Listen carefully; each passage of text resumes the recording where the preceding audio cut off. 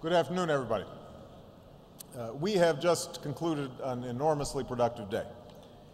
I said this morning that today would be an opportunity for our nations, both individually and collectively, to make concrete commitments and take tangible steps to secure nuclear materials so they never fall into the hands of terrorists who would surely use them.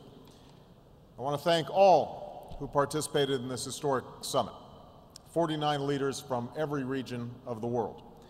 Today's progress was possible because these leaders came not simply to talk, but to take action, not simply to make vague pledges of future action, but to commit to meaningful steps that they are prepared to implement right now.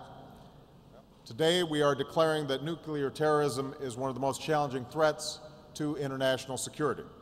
We also agreed that the most effective way to prevent terrorists and criminals from acquiring nuclear materials is through strong nuclear security, protecting nuclear materials and preventing nuclear smuggling.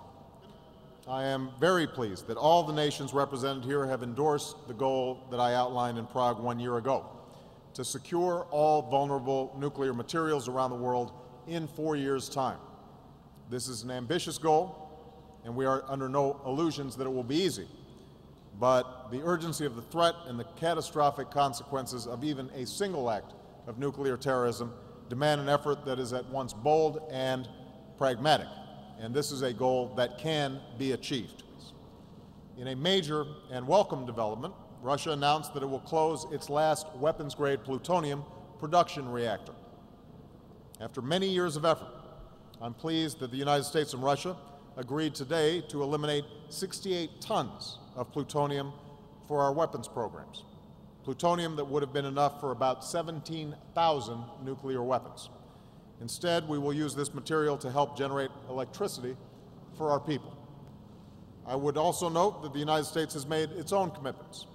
We are strengthening security at our own nuclear facilities and will invite the IAEA to review the security at our Neutron Research Center. This reflects our commitment to sharing the best practices that are needed in our global efforts. We're seeking significant funding increases for programs to prevent nuclear proliferation and trafficking.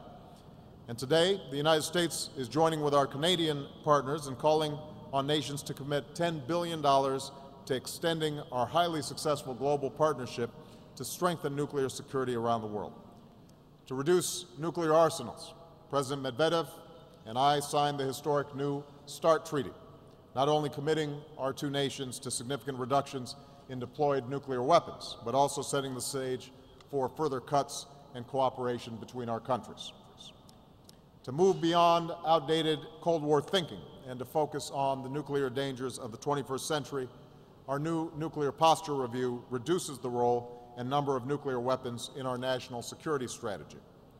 And for the first time, preventing nuclear proliferation and nuclear terrorism is at the top of America's nuclear agenda, which reaffirms the central importance of the Nuclear Non-Proliferation Treaty.